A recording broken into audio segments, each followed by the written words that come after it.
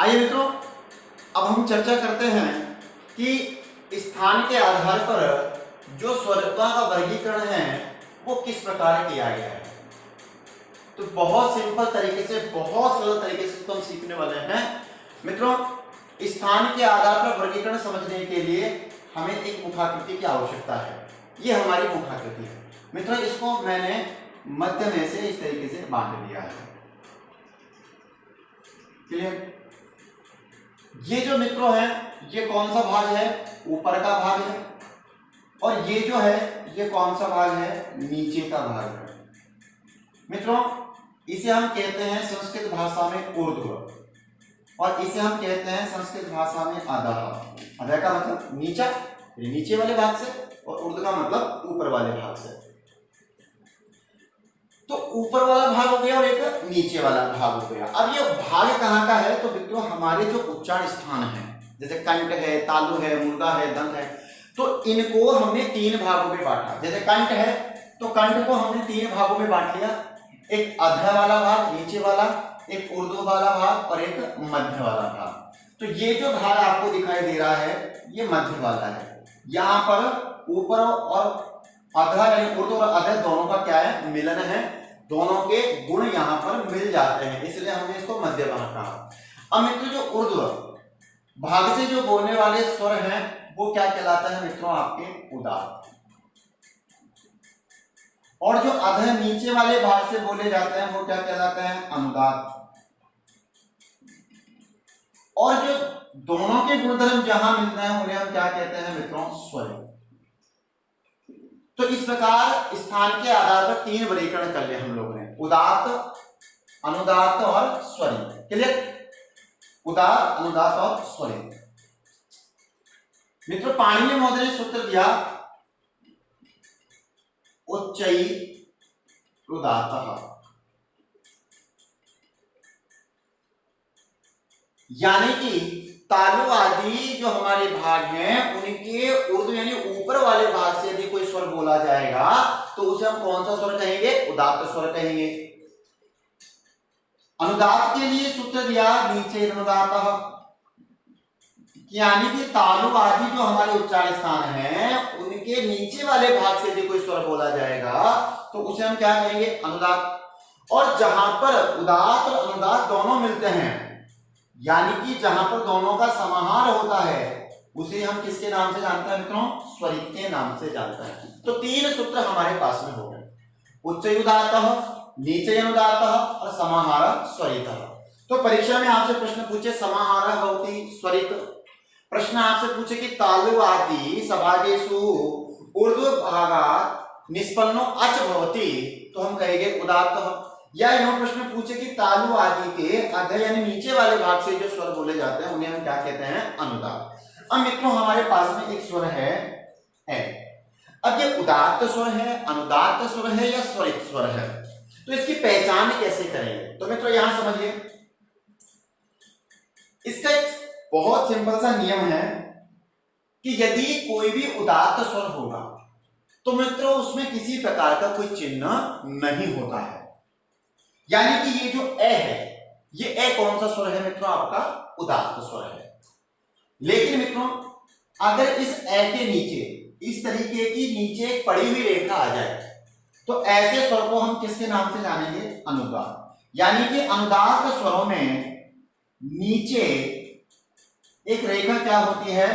पड़ी हुई होती है। तो अगर इस तरीके से आपको एक पड़ी हुई रेखा मिले तो आप समझ लेना कि वो कौन सा स्वर है मित्रों? अनुदात्त स्वर है। और यदि मित्रों इस तरीके से आपको शिरोरेखा के ऊपर कोई खड़ी हुई रेखा मिले, कहां पर? शिरोरेखा के ऊपर खड़ी रेखा, यानी कि वर्ण के ऊपर क्या होगी? एक खड़ी रेखा होगी, तो ऐसे स्वरों को हम क्या कहेंगे? स्वरित स्वर कहेंगे।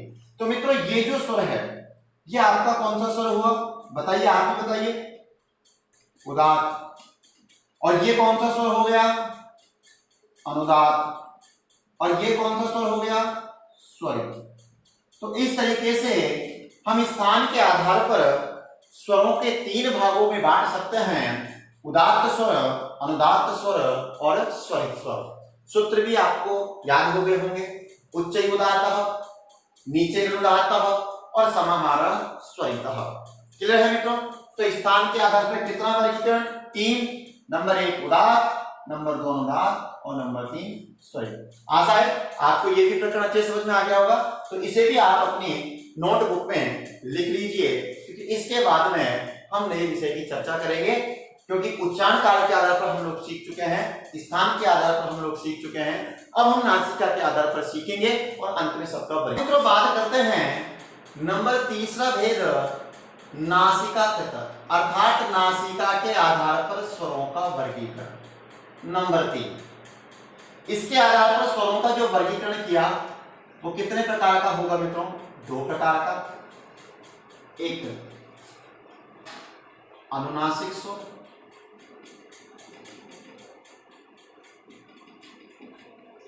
और एक अननुनासिक स्वर।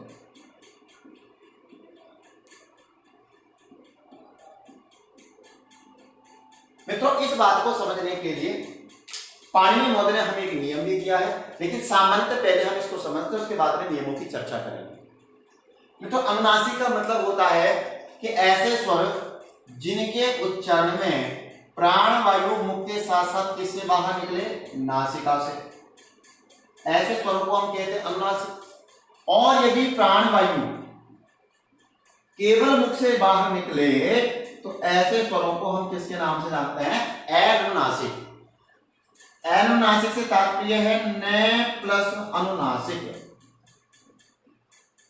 अर्थात जो अनुनासिक नहीं है उसे हम क्या कहते हैं? अनुनासिक कहते हैं। क्लियर मित्रों? अब पाणिनि महोदय ने हमें ये समझाया है कि अनुनासिक किसे कहते हैं। तो अनुनासिक संज्ञा करने के लिए उन्होंने एक सूत्र दिया है, क्योंकि सूत्र 6 प्रकार के होते हैं, जिनमें से एक प्रकार क्या है? संज्ञा सूत्र। सूत्र है मित्रों मुख नासिका वचनो अनुनासिका। बहुत सिंपल सा सूत्र है। सूत्र है मुख नासिका वचनो अनुनासिका। मित्रों यहां पर आपको संधि दिखाई दे रही है, इसे हम अलग करके लिखते हैं कि मुख नासिका वचनः। ये प्रथमा विभक्ति का एक रूप है। अनुनासिका ये भी प्रथमा विभक्ति का एक वचन का रूप है। तो मुख नासिका वचनः अनुनासिका, अर्थात मुख नासिका वचन, अर्थात मुख और नासिका से उच्चरित जो वर्ण है, मुख नासिका से उच्चरित जो वर्ण हैं उनको ही हम कौन से वर्ण कहेंगे? अनुनासिक वर्ण कहेंगे। क्लियर मित्रों? यानी कि वे वर्ण जिनके उच्चारण में प्राण वायु मुख के साथ साथ नासिका से भी बाहर निकले, ऐसे वर्णों को हम क्या कहते हैं मित्रों? अनुनासिक वर्ण कहते हैं। अब यहां पर जो अनुनासिक, तो यहां पर अनुनासिक स्वरों की बात कर रहे हैं मित्रों हम लोग। तो अनुनासिक स्वरों को दर्शाने के लिए हमें किसकी आवश्यकता पड़ेगी मित्रों? शिरोरेखा के ऊपर चंद्र बिंदु की आवश्यकता पड़ेगी, क्योंकि जब भी चंद्र बिंदु क्या है? विशेषण का कार्य करता है, और जब भी ये किसी स्वर के ऊपर लगता है तो वो स्वर क्या बन जाता है? अनुनासिक स्वर बन जाता है। तो मित्रों यहां हम समझते हैं, तो एक तो ये स्वर है हमारे पास में ए, और एक है हमारे पास में इस तरीके स्वर। तो जब आप जान गए होंगे कि इस स्वर को तो हम क्या कहेंगे? अनुनासिक स्वर, और इसको हम क्या कहेंगे? अनुनासिक स्वर। तो इस प्रकार हम नासिका के आधार पर भी स्वरों को 2 भागों में बांट चुके हैं, ए, ई, उ, री, ली, ए, ओ, आई और औ। तो मित्रों यहां पर अगर आपको इस तरीके से चंद्र बिंदु लगी हुई दिखाई दे रही है तो आप समझ जाएंगे कि ये हमारे कौन से स्वर हैं? अनुनासिक स्वर हैं। और यदि आपको कोई चंद्र बिंदु नहीं दिखाई दे रही, मूल स्वर ही दिखाई दे रहे हैं, जैसे मौलिक रूप में वो विराजमान हैं, अगर इस तरीके से है तो आप समझेंगे कि वो कौन से स्वर हैं? अनुनासिक स्वर हैं। और मित्रों इन अनुनासिक स्वरों को ही निर्नुनासिक स्वर भी कहा जाता है। क्लियर है मित्रों? कौन से स्वर कहा जाता है? निर्नुनासिक। तो आज को हम नासिका के आधार पर कितने भागों में बांटते हैं? 2 भागों में, एक अनुनासिक और एक अनुनासिक। क्लियर है? आपको ये समझ में आ गया होगा। इसे भी आप अपने नोटबुक में लिख लीजिए। तो आइए मित्रों अब हम चर्चा करते हैं कि कौन से वर्ण के कितने भेद हैं। तो अच का मतलब स्वर और अच के भेद। बहुत बार परीक्षाओं में प्रश्न पूछा गया है मित्रों। सबसे पहले आपका ए, ई, उ, रे, ले, ए, ओ, आई और औ। ये आपके 9 स्वर हैं। इन 9 स्वरों को ये क्या कहा जाता है मित्रों? अच कहा जाता है। क्लियर है? अब देखते हैं कि कौन से स्वर के कितने भेद हैं। तो सबसे पहले जब हमने स्वरों का वर्गीकरण किया तो हमने उच्चारण काल के आधार पर 3 भेद किए। एक ह्रस्व, एक दीर्घ और एक प्लुत। क्लियर मित्रों? हम एक ऐसे इंडेक्स बनाने जा रहे हैं जिसमें प्रत्येक स्वर का वर्गीकरण हम लोग स्पष्ट रूप से समझ पाएंगे। मित्रों ये जो ह्रस्व है ये स्थान के आधार पर उदात्त, अनुदात्त और स्वरित भी होता है। ये जो दीर्घ है ये स्थान के आधार पर उदात्त, अनुदात्त और स्वरित भी होता है। और ये जो प्लुत है ये भी उदात्त, अनुदात्त और स्वरित होता है। मित्रों इस प्रकार उदात्त, अनुदात्त और स्वरित के आधार पर 9 स्वर हो जाते हैं, क्योंकि 3 ह्रस्व के, 3 दीर्घ के और 3 प्लुत के। मित्रों इसके बाद में अनुनासिक और अनुनासिक ये भी 2 भेद हो जाते हैं। इस प्रकार जो अच के भेद हैं यानी कि कितने भेद हो रहे हैं वो अब आपके सामने हैं। तो मित्रों ह्रस्व उदात्त, ह्रस्व अनुदात्त और ह्रस्व स्वरित। क्लियर मित्रों? ह्रस्व उदात्त, ह्रस्व अनुदात्त और ह्रस्व स्वरित।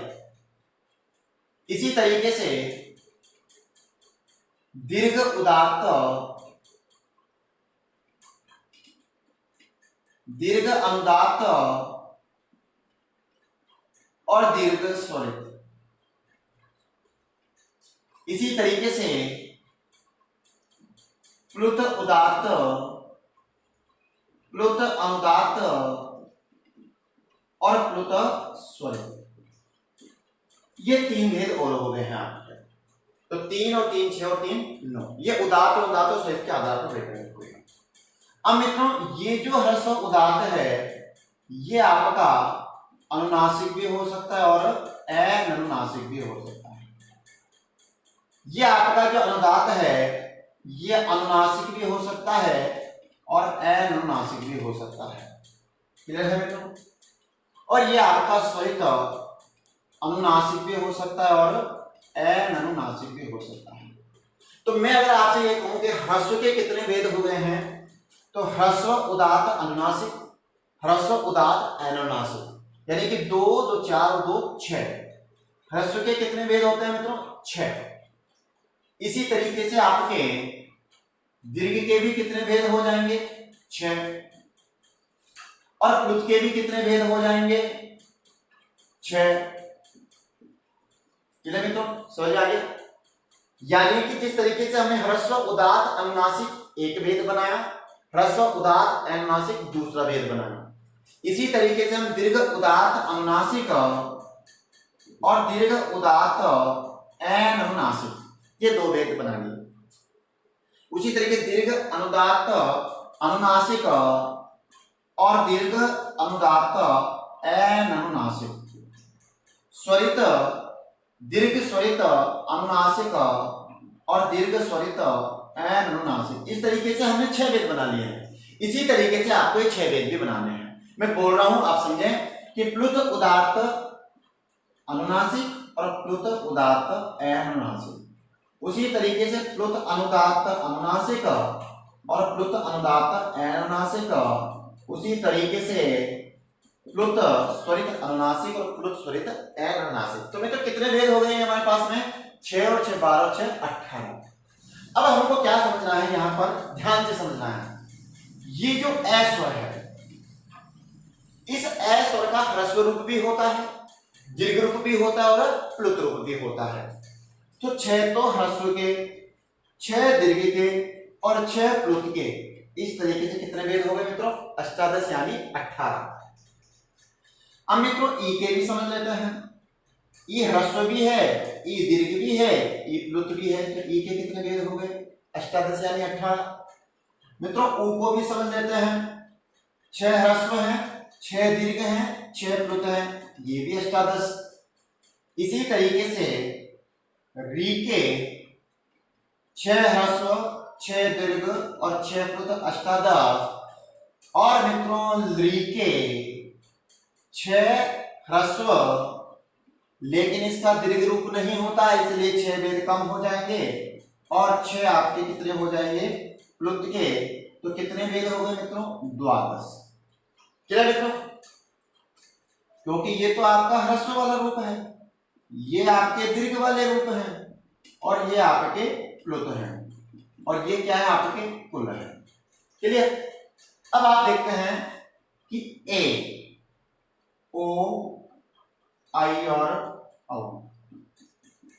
अब इतना तो आपको आ ही गया कि आप इनके भेद बना लें, लेकिन हम समझ लेते हैं इनको भी कि ए जो है ह्रस्व रूप नहीं होता, इसलिए इनके ह्रस्व वाले रूप नहीं होंगे, दीर्घ और प्लुत वाले रूप होंगे। इस प्रकार कितने भेद हो गए मित्रों? 12। ओ का भी ह्रस्व नहीं होता है, तो इसके भी कितने भेद हो जाएंगे? 12। आई का भी ह्रस्व रूप नहीं होता है, तो इनके कितने भेद हो जाएंगे? 12। औ का भी ह्रस्व रूप नहीं होता है, तो इनके कितने भेद हो जाएंगे? 12। अब मित्रों यहां पर जो 12 भेद वाले वर्ण हैं, इनको जरा ध्यान से समझते हैं, क्योंकि ये जो वर्ण है इसका तो दीर्घ रूप नहीं होता और इनका कौन सा रूप नहीं होता? ह्रस्व का अभाव, यानी कि इनका ह्रस्व रूप नहीं होता है। क्लियर है मित्रों?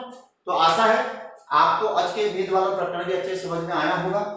यदि मित्रों आपको इसी तरीके के वीडियो चाहिए और अगर आपको ये प्रकरण अच्छे लग रहे हैं तो आप मुझे कमेंट बॉक्स में कमेंट जरूर करें, और जिन लोगों ने अभी तक मेरा चैनल सब्सक्राइब नहीं किया है वो सब्सक्राइब करें और वीडियो को ज्यादा से ज्यादा शेयर करें। जय तो संस्कृतम, जय तो भारतम।